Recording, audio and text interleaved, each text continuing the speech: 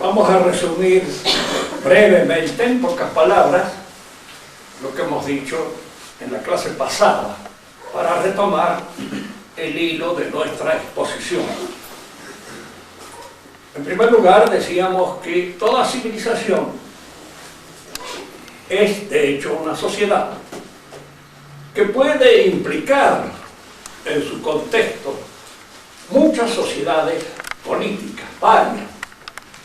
O a veces se da también el caso de una civilización que se ha dado en solo una sociedad.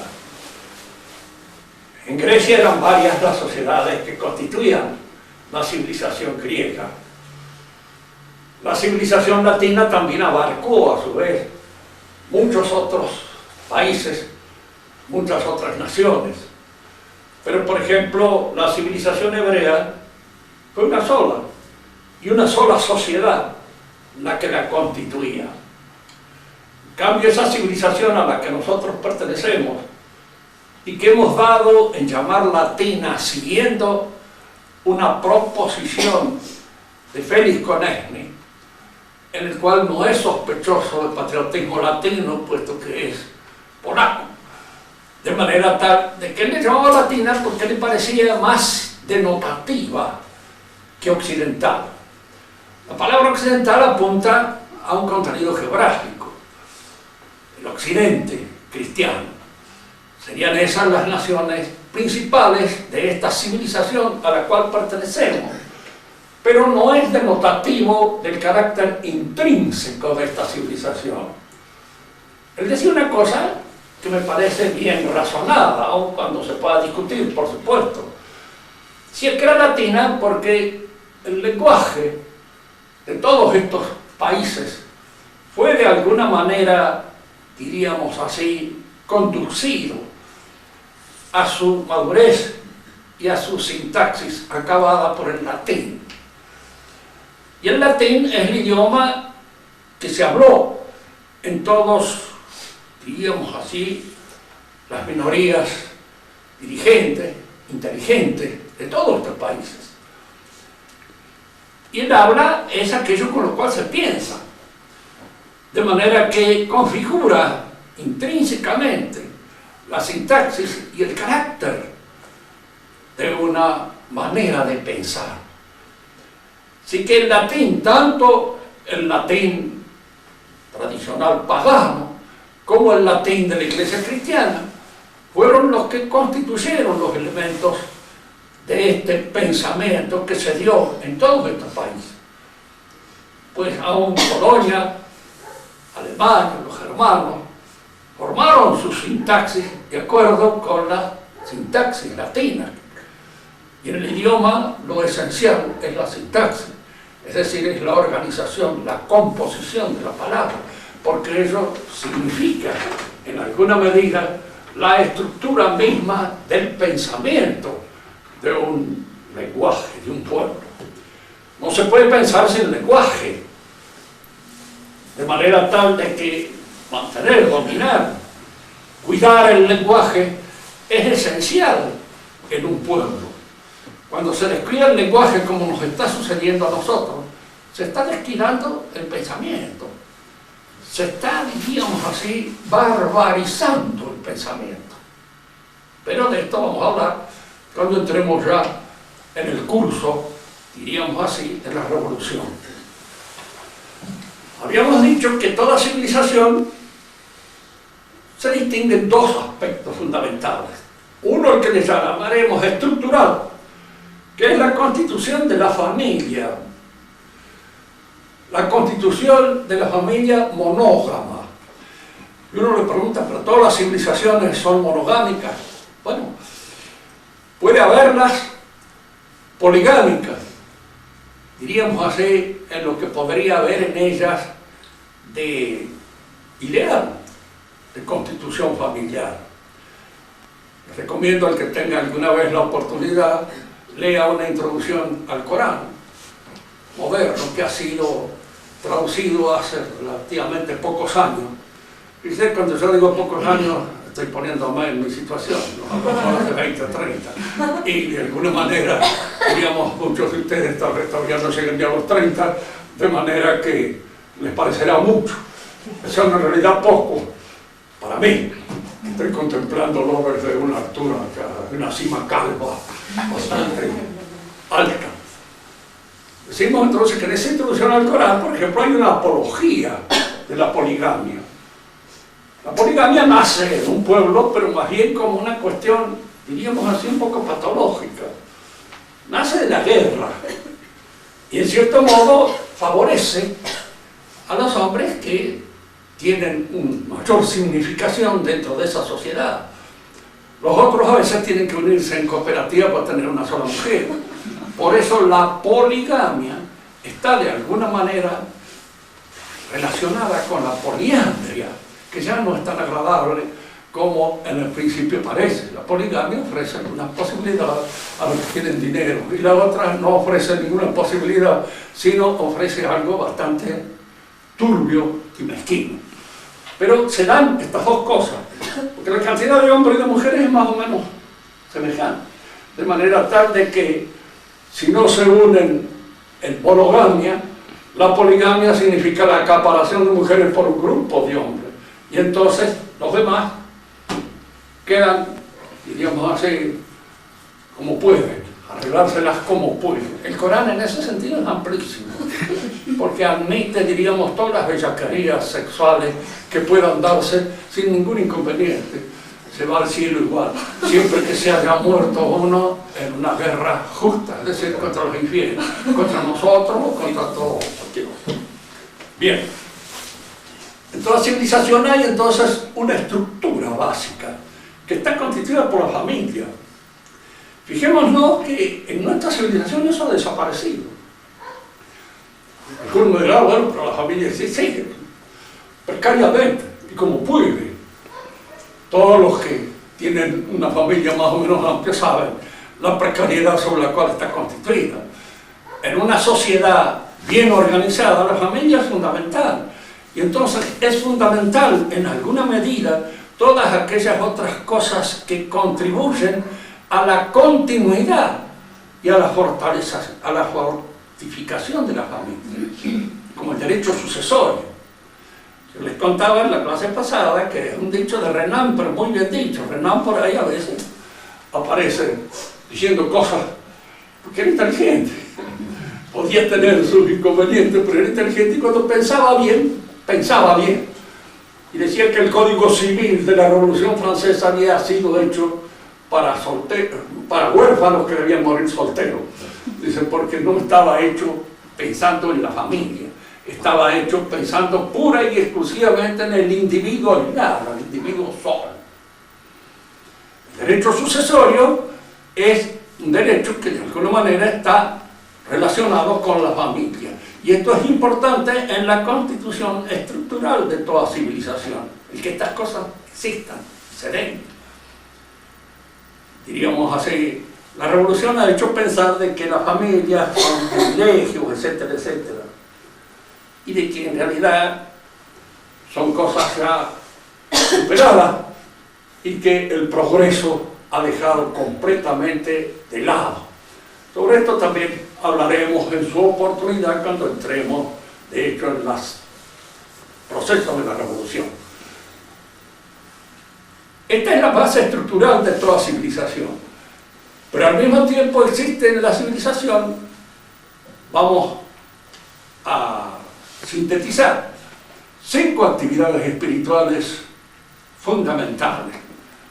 No digo que no haya otras, sino que estas son el género de todas las actividades espirituales. Las otras, en alguna medida, son especies que se delimitan dentro de este género. En toda civilización hay una política, una economía, un arte, una ciencia y una idea que el hombre tiene acerca de su propia realidad, de su destino, de lo que es él y de lo que él debe cumplir dentro de ese mundo al cual él pertenece. Estas 5 actividades serán en todas las civilizaciones, más o menos libres, más o menos independientes, más o menos trabadas por una forma de pensar a veces inspirada en la religión. Y no habíamos mencionado la religión. Muchos creen que la religión es el producto de otra actividad espiritual, intelectual del hombre. Pero el creyente, que debe ser consultado de vez en cuando también para opinar sobre lo que es una religión, considera una religión como algo que ha sido revelado por Dios. Si no, no es una religión. Es cualquier otra cosa. Fíjense que hay ahora una serie de términos que andan dando vueltas por ahí, por el panorama bárbaro de nuestra época, en el cual aparece, diríamos siempre, la religión como el producto de una mentalidad determinada. Y así se habla del judeocristianismo, por ejemplo. Los judíos han protestado. Han dicho, eso es absurdo. El que habló de eso fundamentalmente fue el arzobispo de París, que es un judío converso, pero en cierto modo es alguien que se considera judeo-cristiano. La palabra es absurda, porque el judío es el hombre que rechaza a Cristo, por eso se hace judío. De manera que echarle la culpa del cristianismo al judío es indudablemente algo absurdo, contrario a todo lo que es. Y en segundo lugar, si uno dice judío cristiano, supone que la religión cristiana es un producto de fabricación judaica. Y en general, el inmanentismo, diríamos así, que es típico del pensamiento moderno, tiende a crear o a considerar, diríamos así, las religiones como un producto de una mentalidad determinada, sea judía, sea griega, sea latina. Frente a la religión, para ponernos en una posición puramente científica, diríamos hay dos concepciones que se contraponen, que son contradictorias, ¿no? Una, que la religión es un producto de la mentalidad humana. Es algo que el hombre fabrica, que el hombre hace, que el hombre realiza. Y entonces habría una religión judía, en Israel, y de la cual el cristianismo sería un simple apéndice de esa religión inventada por el pueblo de Israel o inventada por los hebreos. Y la otra es la que cree en la revelación. Es decir, la religión es algo que Dios ha revelado. Y este algo que Dios ha revelado no puede admitir nunca un carácter plural. Dios no puede revelar varias religiones. No puede decirnos a los cristianos que Dios es trino y a los mahometanos que no es trino, que es uno. Es decir, una de las dos está equivocada. Si hay una revelación, una de ellas debe ser verdadera y la otra, con toda seguridad, es falsa. Y en la medida en que es falsa, es una mala religión. No es religión en el sentido absoluto del término. Si nosotros nos fijamos, la palabra por hecho, el fenómeno religioso, depende pues de la revelación divina. Tiene a Dios por causa. Y diríamos, para emplear la terminología aristotélica tomista, tiene por forma la gracia. Dios concede la gracia. Y si nosotros nos ponemos a pensar, ¿qué es la gracia?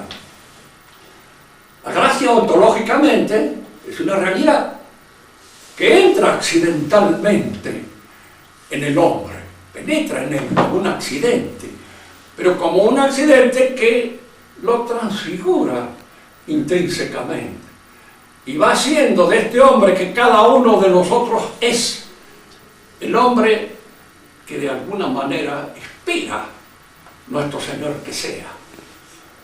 Es decir, esa transfiguración se incoa aquí en la tierra, en cada uno de nosotros, y diríamos, aparece, florece, se termina en el cielo, en el reino de Dios. Por supuesto que si esta cosa usted la dice delante de gente que no es creyente, primero que van a decir, prácticamente, y usted cree por ventura que usted tiene en su fuero íntimo esa fuerza espiritual transfiguradora que lo está convirtiendo en un santo. Uno tiene más remedio que decirle sí, es así. Aunque porque a veces yo no colaboro bien, no coadyuvo bien, soy un mal instrumento de esa transfiguración o de esa transformación, pero esa transformación se incorpora. Aunque más no sea cuando me convence así, totalmente, de que soy un pecador, de que soy un mal tipo, y cuando digo, en alguna medida, antes de recibir la hostia, no soy digno, lo digo de veras. No es una palabra simplemente que viene a la boca del que habla, así como suelen venir a la boca de los políticos la idea del honor, de la gloria, del martirio, de cualquier otra cosa. Los políticos la usan de una manera pura y exclusivamente sin responsabilidad espiritual ninguna. Pero nosotros vamos, por lo menos a mí, si alguna vez soy sincero cuando digo que no soy digno de recibirlo, lo digo con toda sinceridad, y no por falta de humildad, porque la humildad es o no es. La falsa humildad no existe, no es humildad, es simplemente una hipocresía más. Pero si uno realmente sabe que uno no es digno, pero en alguna medida eso está actuando, se incoa en nosotros. Si nos corregimos, si estamos en constante vigilancia sobre todos nuestros movimientos pasionales para corregirnos, para realizar eso que la vocación de la gracia pide, entonces eso está actuando y obra de manera efectiva. El que no la tiene, la tiene. Puede ser un hombre más o menos justo, un hombre más o menos bueno, a veces sin elementos pasionales muy fuertes. No se olviden nunca que a fin de cuentas no se puede pedir gran cosa de alguien que no tiene elementos pasionales fuertes, porque no tiene fuerza para nada, ni para el bien, ni para el mal. No es nadie. Y a veces hay personas que se creen muy buenas precisamente por eso, por el carácter neutro, totalmente, de todos los elementos pasionales que en él conviven. La religión viene del cielo, es una. Diríamos así, intelectualmente nosotros no podemos considerar que hay varias religiones. No, pues, el Papa acepta que hay varias religiones en su magisterio ad destra, no en el verdadero magisterio del pero sí en el ad destra, que hay varias. Y es falso, no hay. ¿Y esa falsedad qué pasa? Esa falsedad, como toda falsedad, confunde, nos confunde. Si yo les hubiera enseñado a mis hijos en la época en que les podía, diríamos, transmitir una enseñanza tradicional de que había muchas ideas, que cualquiera de las religiones que se adoptaban se podía salvar, pues indudablemente hubiera creado una serie de escépticos que no creerían en nada. Y esa es hoy la falla a veces del magisterio de la Iglesia, que crea escepticismo. Al crear escepticismo, porque crea confusión, y donde hay confusión hay indudablemente, diríamos así, un falso error acerca de lo que son las cosas. Tal vez esto no venga de mala voluntad, ni de un defecto así excesivamente pronunciado en los que hablan de estas cosas, pero sí de una confusión del terreno. Yo creo que en general los últimos papas han confundido mucho la religión con la política y consideran una cosa y otra como si respondieran exactamente a las mismas exigencias. En política los compromisos valen. Si nosotros tenemos que convivir en una ciudad, tenemos que convivir con maometanos, tenemos que convivir con judíos, tenemos que convivir con paganos, bueno, tratemos de ponernos de acuerdo sobre las cosas que son esenciales para la pervivencia de la vida social. La higiene, el agua corriente, todo eso, pero no hablemos de religión. Porque si hablamos de religión, nosotros no podemos entrar en compromisos que en la política son eficaces y efectivos y se dan, pero que la religión no sirve nada más que para confundir la mente de aquellos que deben creer. La religión es algo que viene de Dios, y esto se explica de otra manera. Toda autoridad viene de Dios, nos dicen a nosotros. La pregunta que nosotros quisiéramos hacer es decir, ¿cómo viene de Dios? Quiere decir esto que, por ejemplo, Alfonsín, cuando tenía autoridad, estaba hecho por Dios, le había dado la autoridad a él. Se la dio Menem también. Se la da a este otro que parece que no tiene ninguna. Entonces, ¿qué es, diríamos nosotros, la autoridad? Es fundamental ponerse de acuerdo sobre este término. Y este es un término que en la actualidad pertenece al elenco de los tópicos en los cuales se trata de confundir a la gente. Se confunde la autoridad con el poder, se confunde la autoridad con el gobierno, se confunde la autoridad con la potestad. Es decir, no hay una distinción clara de las distintas palabras que están señalando esta relación del hombre con la autoridad. Fíjense que en buen castellano nadie dice que una vaca tenga autoridad, que un sismo tenga autoridad. Se dice que tiene un poder, sí, puede tener un poder. Un buey lo tiene, tirar un arado, pero no tiene autoridad. ¿Por qué? Porque la palabra autoridad apunta al conocimiento. Hay autoridad cuando hay inteligencia, cuando hay conocimiento, por lo menos dentro de aquella esfera en que aquel que tiene autoridad domina. Uno me dirá, bueno, la autoridad del padre de familia. Hay padres tan intelectualmente tan modestos que podemos decir nosotros, ¿de dónde? ¿Qué autoridad tiene? Bueno, si ellos saben y distinguen con claridad en cuanto jefes de la familia, en qué constituye el bien común de la familia, tiene autoridad. ¿Saben? Fíjense que desde el mundo es mundo, el hombre no obedece al hombre por lo que al otro se le antoja hacer. Que la autoridad del padre, como la autoridad de cualquier otro, es algo que no fluye pura y exclusivamente de su antojo, de su capricho. El padre de familia no puede hacer en la familia lo que se le antoja, y porque se le antoja, obras de conformidad con ciertas normas, con ciertas reglas que algunos podrán llamar naturales y que otros pueden llamar que provienen precisamente de la religión, que provienen del orden que en algún modo ha sido revelado por Dios al hombre. Esta palabra de que el hombre no obedece al hombre es una palabra que yo he sacado de un autor que precisamente no es católico. Era un positivista, Fustel de Colant. Lo dice precisamente en la ciudad antigua. Él era positivista, pero él se da cuenta al estudiar Grecia de que el hombre no obedece a otro hombre a su antojo. Tanto es que así cuando aparece el capricho o aparece el antojo, se resiste. No es esto lo que yo espero de la autoridad.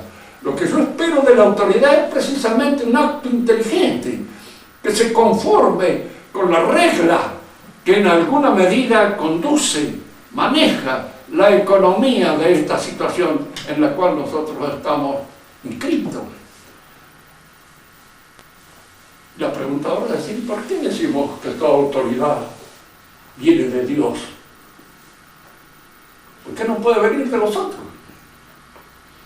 Pues si la autoridad es conocimiento, y el conocimiento es alguna medida, la participación nuestra en el orden establecido por Dios en las cosas.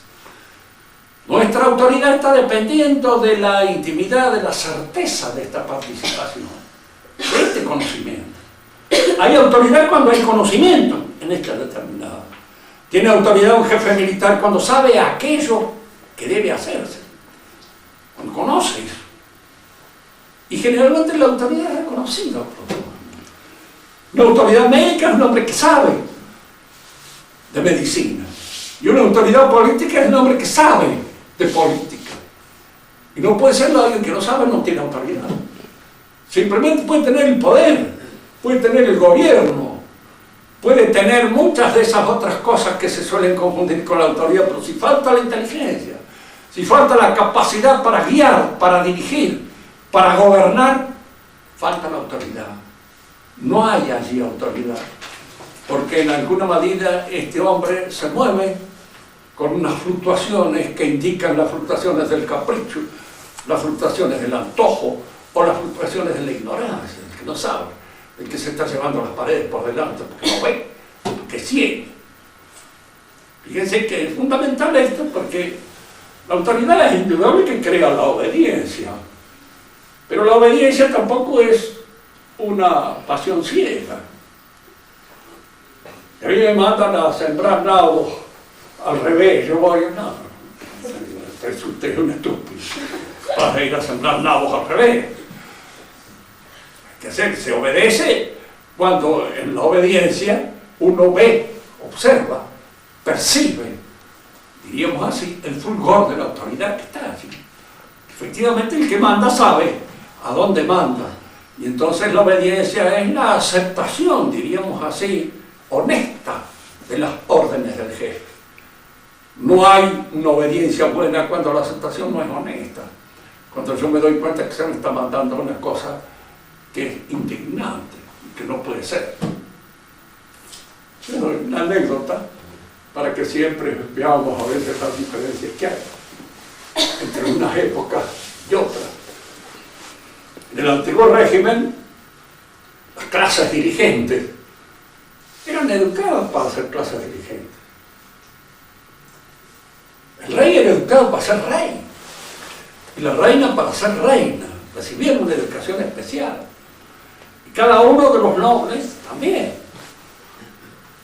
Así, por ejemplo, un personaje amigo de todos los chicos que se llama D'Artagnan recibe del rey Luis XIV la orden de hacerse cargo como director de la Bastilla, que era la cárcel de aquella época para la gente encumbrada. Y D'Artagnan le dice al rey, no, le dice, yo soy un soldado, no un, digamos así, un cuidador del prisionero, soy un soldado. Mándeme a la guerra, que es donde es tan difícil, pero no me mande a cuidar presos, porque ese no es mi oficio. Y el rey, que es un caballero, entiende lo que este caballero le dice. ¿Por qué? Porque también ha sido educado como caballero, ha sido educado en la misma cosa. Él es un militar, debe obedecer, pero él tiene su honor. Y esta obediencia debe ser hecha en función precisamente del honor. No puede desobedecer para que lo degraden, para que lo conviertan en una basura capaz de servir para cualquier cosa. Dicen que aún en esa época el rey, si quería deshacerse de un enemigo, y a veces eso sucede en política, conviene que a este enemigo se lo liquiden. Elegía indudablemente un asesino, pero no podía elegir un caballero. ¿Por qué? Porque el caballero no estaba hecho para eso. Estaba hecho para otra cosa, para otro combate. Hay acá, para entretenerlo, porque un oficial del ejército francés, están por entrar en batalla. Entonces se dirige al capellán del ejército. Padre, quiero que me confieses. Bueno, hijo, como no, dice, he cometido muchos pecados. Todos, padre. Entonces, el capellán le dijo, bueno, vamos, me parece que es un poco de exageración. ¿Le has pegado a tu madre? No, padre. ¿Has hecho escándalo con algún niño chiquitito? No, padre. Entonces le dice, ya ves que no has cometido todos los pecados. Bueno, dice, todos los pecados que puede cometer un caballero. Bueno, ya entiendo, le dice el padre. ¿Has andado con mujeres? Bueno, sí. ¿Con cuántas? Padre, dice, no he venido a lavarme. No he venido a lavarme, sino tú sabes, no quería. Eran ciertas, digamos, maneras de pensar, porque a veces estas educaciones tienen sus pros y sus contras. Según caballero, en todo sentido hay defectos típicos que son los caballeros. Este defecto puede ser un caballero. Que sea manirroto, por ejemplo, es un defecto caballeresco. El ser agarrado no es un defecto caballeresco. El ser un poco temerario es un defecto caballeresco. Pero el ser cobarde no es un defecto caballeresco. En las educaciones están todas estas cosas que en alguna manera ligan el carácter del que manda, del que tiene autoridad, a una serie de criterios y de consensos que son los que establecen, diríamos así, el orden moral de esa sociedad a la cual pertenece. En el antiguo régimen, para ser oficial del ejército había que ser caballero. Es decir, había que ser representante de una familia que tuviera autoridad. ¿Por qué? Porque de esa manera este hombre, que era el rey y que era el jefe de la familia principal de todo el reino, estaba rodeado por una serie de representantes de las otras familias, que en alguna medida también tenían su medida de poder dentro de este contexto social al cual pertenecían. Bien. Admitido entonces de que la religión es algo que según este criterio viene de Dios. Porque el hombre, cuando obedece, cree obedecer a Dios. Y en el caso en que no crea en Dios, porque hay muchos que dicen que Dios no existe, pero que existe en la naturaleza. Y uno le pregunta, ¿de qué es la naturaleza? Bueno, es un orden inteligible, de acuerdo con el cual nosotros tenemos que pronunciar. ¿Y es quién hizo este orden inteligible? ¿De quién depende? ¿De usted? Usted es el que lo maneja, lo administra. ¿Qué hace? ¿O depende de algo que está fuera de usted? Si depende de algo que está fuera de usted, para usted está reemplazando eso el orden divino. El orden divino y el orden natural, en alguna medida, son sinónimos, uno y otro. Diríamos entonces que en toda civilización, la religión es algo que para los miembros de esa civilización viene de Dios.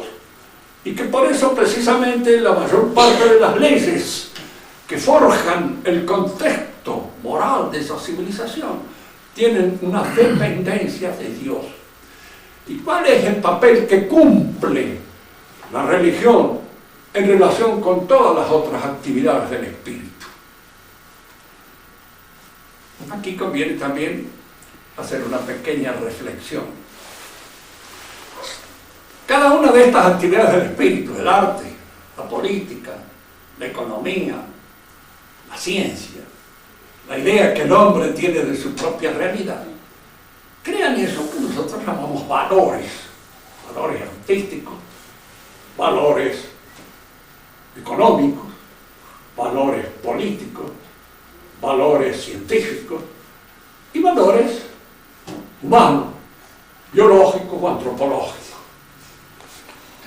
Ninguno de estos valores, tomados así, aisladamente, puede convertirse en la finalidad última del orden social. ¿Qué queremos decir? Que no podemos fundar un orden social pura y exclusivamente sobre la ciencia, ni sobre el arte, ni sobre la economía, ni sobre la política, ni sobre, diríamos, este individualismo antropocéntrico absoluto, que sería una idea del hombre que es Dios. Es muy fácil ver la absoluta, diríamos así, verdad de este hecho. Si nosotros nos guiáramos pura y exclusivamente por lo económico, como en la actualidad hay una tendencia a eso, una tendencia que surge en la sociedad de consumo y que acaba adoptando casi hasta una actitud religiosa en el socialismo y en el comunismo.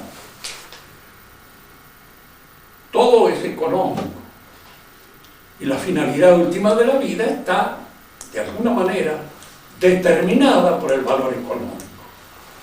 Ustedes piensen que si nos fuéramos a guiar nosotros en nuestra vida pura y exclusivamente por lo económico, en el monstruo que nos convertiría. Nos casaríamos con alguien por razones económicas. Tendríamos los hijos que, de acuerdo a la economía, corresponde tenerlos. Las personas ya de mi edad, por ejemplo, económicamente no sirven nada. Y de alguna manera habría que desembarazarse de ellos.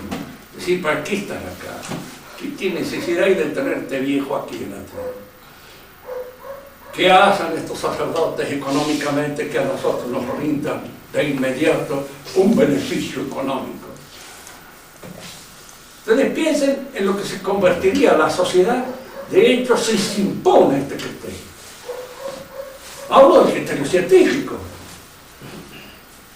Vale la pena porque, por ejemplo, por ahí nos ponen a nosotros en bioética si hay que eliminar o no a un enfermo en sus grados ya cuando ha perdido toda posibilidad de hacer. Desde un punto de vista natural, ¿Qué podemos decir? Pero en realidad lo que les toca vivir, pobre diablo, más vale que se mueran, antes mejor. ¿Qué les espera?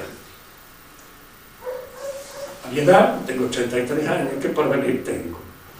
Bueno, alguna arteriosclerosis o alguna otra posibilidades de esas que no son precisamente muy alegres, que digamos. Entonces, ¿vale la pena seguir viviendo? Desde un punto de vista estrictamente científico no vale la pena. ¿Para qué? Y no hablamos de los enfermos, no hablamos de los imbéciles, no hablamos de un montón de otras cosas que está lleno el mundo. Y que científicamente, si fuéramos a imponer estos criterios con absoluta prescindencia de todos los otros, nos liquidamos. Creo que no. ¿Para qué están? Pregunta que cuando llevamos esto de análisis puede terminar en un crimen total. ¿Por qué estamos? ¿Y qué diablo es lo que haces? ¿Quién te lleva a vos a juzgar de esta manera, como estás juzgando? Desde el punto de vista económico, desde un punto de vista político, pues el político que hace su carrera fundamentalmente teniendo en cuenta como finalidad el poder, pues prescindiría de todo lo demás. Lo que no lleva al poder no sirve. Y lo que no me conduce directamente a la consecución de mi poder, para mí está muerto. Muchos hombres han hecho una cosa medio parecida. Cuando uno analiza la vida de Lenin, por ejemplo, por ahí caen en alguna contradicción. Caen en algunas contradicciones que surgen, qué sé yo, de la aparición de otros aspectos valorativos que entran en competencia con este aspecto valorativo fundamental. Pero este es especial. El hombre que hace del poder el objetivo total de su vida, pues indudablemente todo lo demás le importa muy poco, nada. Y lo que no conduce al poder no. Es decir, una sociedad sería absolutamente imposible de ser o de llegar a una situación más o menos civilizada en el sentido moral del término de civilización, guiada por algunos de estos valores pura y exclusivamente. Porque así le intenta. Me acuerdo de uno que conocí, me habían invitado a Chile, entonces me dijo, mire, le vamos a dar un hotel por aquí cerca, porque aquí hay gente mejor, no encontró tanta gente fea, asquerosa, como hay hoy todos. No me entienden. A mí me hacía reír. Me digo, pues, claro, sí, cierto, uno puede decir, pero si fuéramos a desaparecer todos los que no respondemos al canon de belleza, tan fritos. En primer lugar, con los hijos mismos, uno diría, bueno, este sí vale la pena que vive porque va a ser lindo, hermoso, este otro mejor que lo tiramos por la roca hasta el pecho, porque desde ya no creo que vaya a ser una persona con la cual nos vamos a solazar observándolo. Así, desde un punto de vista estético, no se puede conducir la vida, pura y exclusivamente. Ay, fíjense que a veces hay hombres que tienen una valoración de este tipo, se impone. Y él, de alguna manera, la toma como polo total de su vida, pero nunca es absolutamente consecuente y no lleva la lógica hasta ese punto. Qué sé yo, será muy económico y todo, pero por ahí le gusta una chica que no es precisamente muy rica porque es linda, y de algún modo le echa a perder todo el objetivo, la trama que él se había dispuesto en la existencia, de hacer nada más que aquello que económicamente le corresponde a lo que viene bien. Lo mismo al científico, lo mismo al esteta y lo mismo, diríamos, al político. La función que cumple precisamente la religión es esta. Como la religión es lo único que actúa en el hombre desde adentro, digan lo que digan los que no entienden de religión. Nosotros tenemos la presencia, no, yo soy responsable pura y exclusivamente ante mi conciencia. Sí, pero generalmente la conciencia de él está grabada por la presencia mística de algo. Y en el hombre religioso esa presencia mística es la presencia. Y uno diría, ¿por qué es la presencia? ¿Usted entiende? Bueno, algo que me está a mí actuando dentro mío.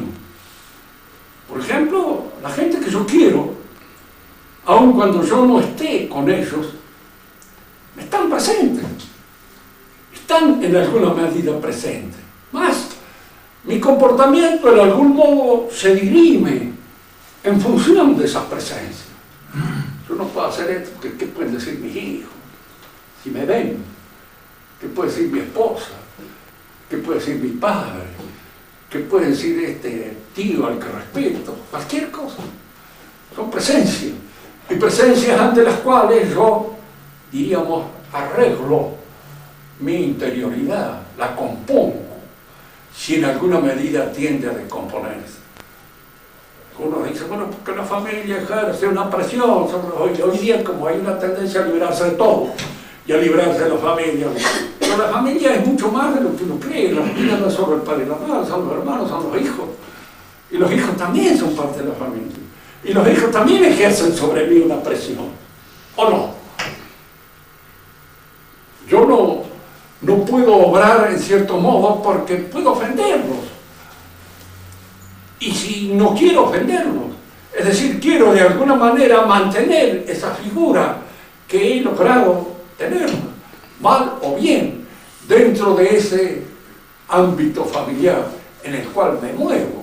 Y esto es importante, porque esto va configurándolo a uno. Pero ahora sí, esa presencia es la presencia misma de Dios, de Cristo, en la interioridad del alma. Fíjense, cuando uno está solo con su pecado, nunca está solo. Peca, sí, cae en un desfallecimiento de su ánimo, comete una debilidad a la que uno no quisiera cometerlo, pero la comete. Pero uno sabe que de alguna manera eso tiene que estar ante la mente de Dios. Es Él el que me observa, es Él el que de alguna manera me está siguiendo. Él me conoce y me juzga, porque me ve desde adentro. Y para él yo no tengo ningún secreto, ni guardo ningún misterio. Esto es lo que la religión crea. Curioso advertir, porque la mayor parte de los ideólogos que surgen durante la revolución, lo que más envían a la iglesia es esa posesión de la interioridad del sujeto. El Partido Radical no lo puede crear, ni el Partido Peronista, ni ninguno de los partidos.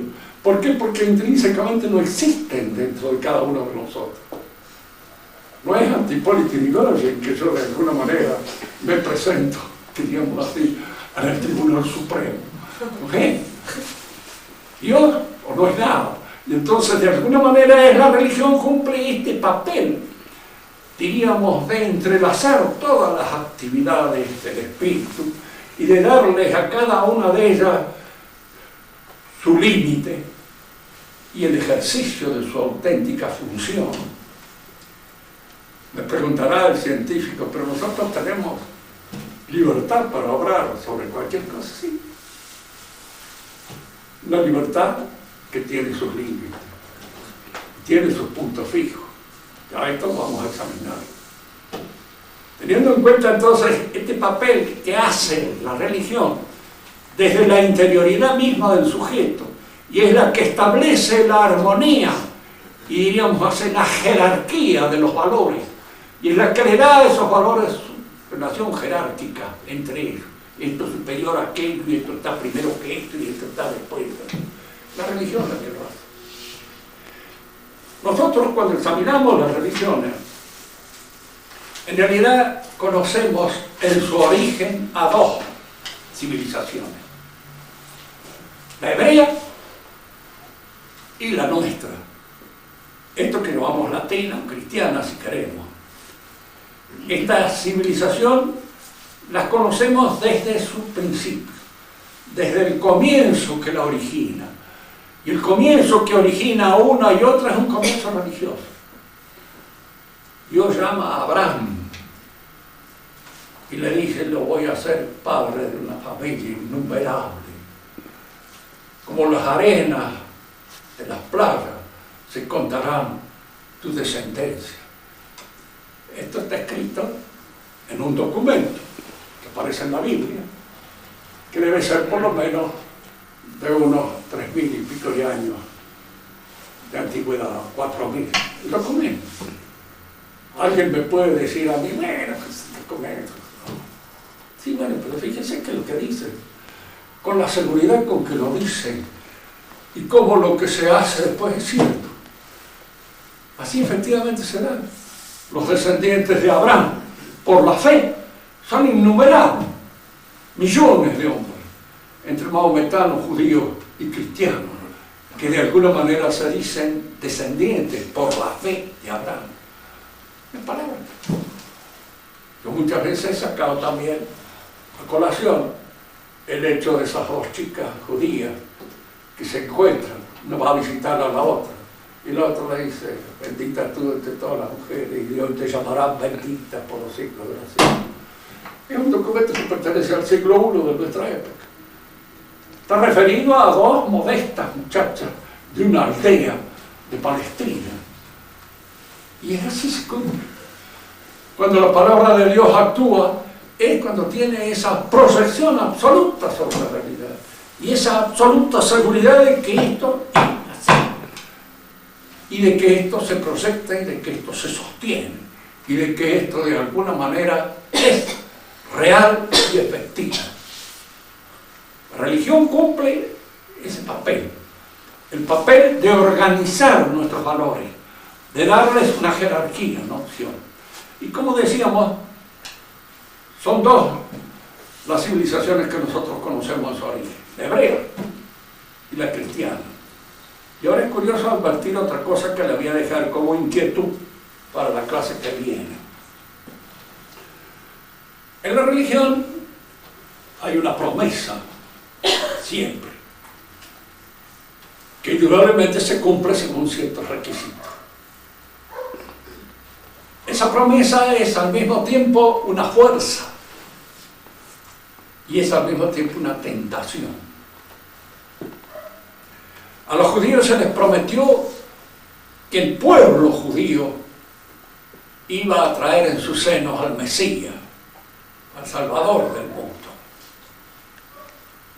Y el pueblo judío nace, se forma, se constituye sobre la base de esta promesa. Cuando viene el Mesías, ¿por qué el pueblo judío no lo reconoce como Mesías? Si era el que estaba preparado para reconocerlo. ¿Y por qué el Mesías, nuestro Señor Jesucristo, en vez de elegir al pueblo judío como pueblo, como organización, elige a este, que es lo que va a hacer, como persona? Lo elige a Juan, lo elige a Pedro, lo elige a Andrés, lo elige a Marcos, pero no elige al pueblo judío. El pueblo judío se siente como pueblo, como organización, rechazado por el Mesías. Y si el Mesías rechaza al pueblo, es porque no es el Mesías. Diríamos, para que comprendamos mejor este pensamiento, la fuerza de Israel en su principio, en su formación, está esta concepción de este pueblo del cual va a surgir el Redentor del mundo. Y la debilidad es que no puede desprenderse de esta noción de pueblo. Cuando llega el Mesías y elige a este, a aquel, al de más allá, para constituir la nueva sociedad, el pueblo, como organización, por el Sanedrín y todos los demás elementos que constituyen la organización del pueblo, se siente rechazado. Siente que lo rechaza. Y ese rechazo lo ofende en su orgullo más profundo, que es el de pueblo. Y como pueblo, como organización, que al fin de cuentas los que acusan a Cristo y los que llevan a Cristo al cadalso y los que hacen toda la publicidad para condenarlos es el Sanedrín y toda la organización del pueblo judío, porque es esa organización la que se siente menoscabada por las preferencias que el Mesías tiene con este, con aquel y con el de más allá. Ahora viene el otro aspecto que tenemos que entenderlo para entender la revolución. El Mesías forma la iglesia llamando a este, a aquel y al otro. Es decir, pide una vocación personal. Se ha dicho, y esto es importante tenerlo en cuenta, que la Iglesia Católica es una sociedad de personas. ¿Qué quiere decir una sociedad de personas? Que uno entra por una vocación, no importa que el chico haya sido bautizado cuando es niño. En realidad pertenece a la Iglesia cuando entra en la madurez y en la completa razón de los elementos que constituyen su cristianismo. Y esto sigue creciendo, porque esa personalidad se va configurando, se va transfigurando por la gracia hasta alcanzar la santidad, que es con la cual se va a pertenecer definitivamente a la Iglesia triunfante. Es decir, la Iglesia hace una selección personal. Aquí es donde aparece la fuerza del cristianismo y su debilidad. ¿Por qué? Porque la debilidad y la fuerza se dan siempre en conjunto. El que es fuerte físicamente suele abusar de la fuerza, el que no lo es no abusa. Es decir, el que puede abusar, el que no lo es no abusa. La fuerza física es algo bueno, claro, ¿cómo no? Es un elemento biológico, de energía, de vigor.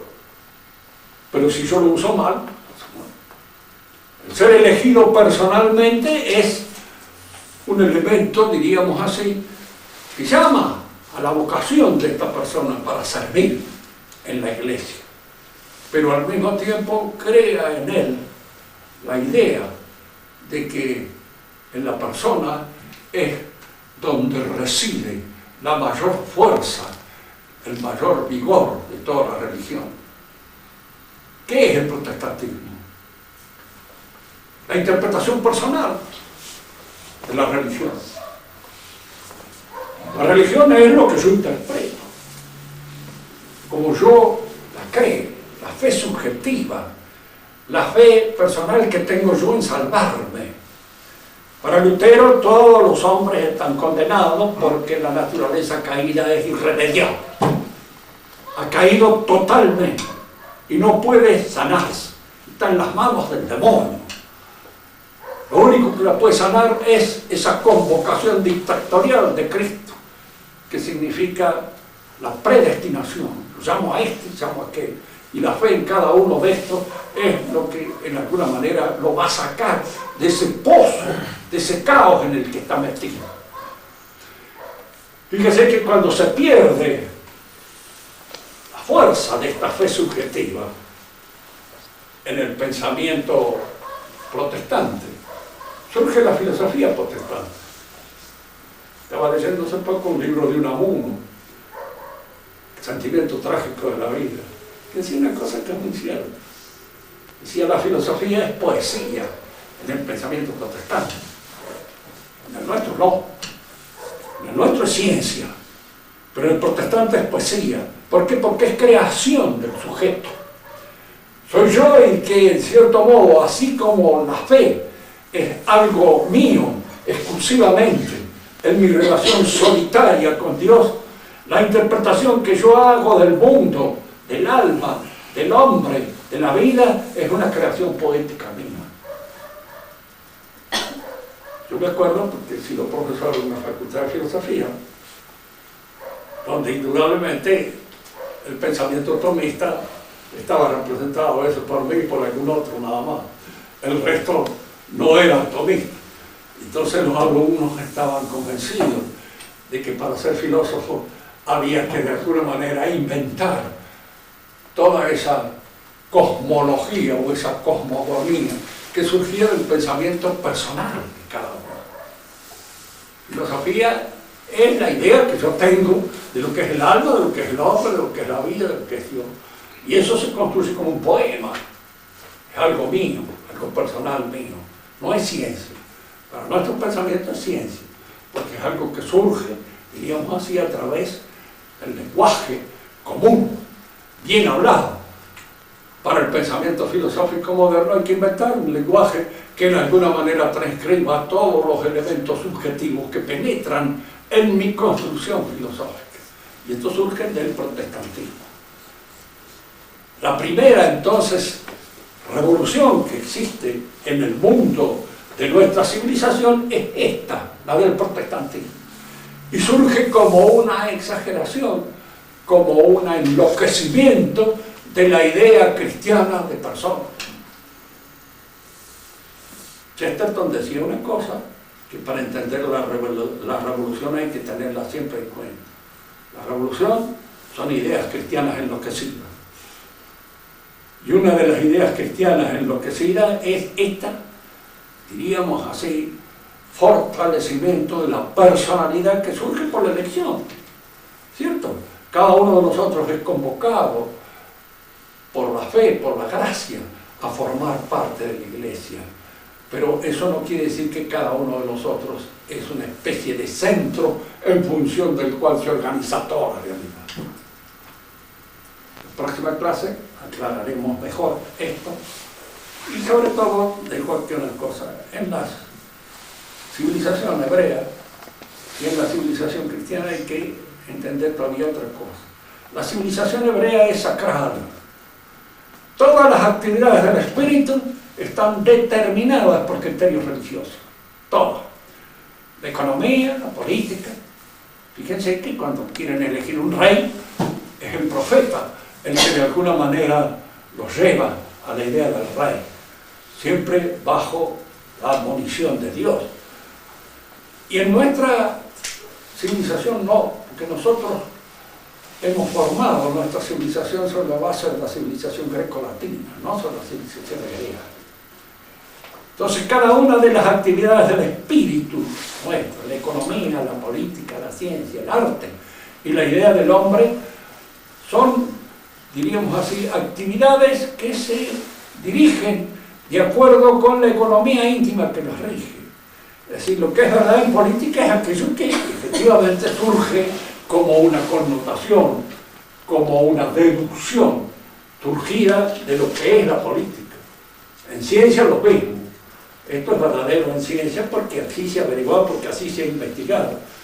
La ciencia actúa libremente, la política hasta cierto punto también. Y diríamos así, el arte también es libre en el cristianismo. No es un arte hierático, fijo, determinado en el pensamiento.